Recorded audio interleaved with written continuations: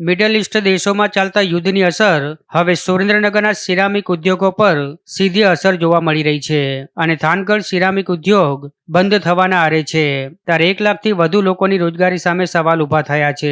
Ceramic ઉદ્યોગને આપવામાં આવતા ગેસમાં 46 રૂપિયાનો તોતિંગ વધારો ઝીકવામાં આવ્યો છે ત્યારે ભાવ વધારાના પગલે 90% કારખાના બંધ થઈ ગયા છે। અત્યાર સુધીમાં પ્રથમ વખત પ્રતિ કિલો ગેસના ભાવમાં 46 રૂપિયાનો વધારો કરવામાં આવ્યો છે ત્યારે આજે થાનગઢ સિરામિક ઉદ્યોગકારોની બેઠકનું આયોજન કરવામાં આવ્યું છે અને સરકાર સુધી સિરામિક ઉદ્યોગકારો રજૂઆત કરશે ત્યારે સબસિડી અથવા તો કોઈ રાહત આપવામાં આવે તેવી હાલ સિરામિક ઉદ્યોગકારો માંગ કરી રહ્યા છે। સમયની અંદર થાનગઢ ઉદ્યોગ ચાલી શકે એવી પરિસ્થિતિમાં નથી અને 20,000 થી 40,000 મજૂરો બેરોજગાર થશે। પ્રત્યક્ષ અને પરોક્ષ રીતે 40,000 માણસોને રોજગારી આપતું થાનગઢ સિરામિક આજ ખૂબ ખરાબ પરિસ્થિતિની અંદર છે। આની માંગણી શું છે આપણે ભવિષ્યમાં સિરામિક ચલાવવા માટે?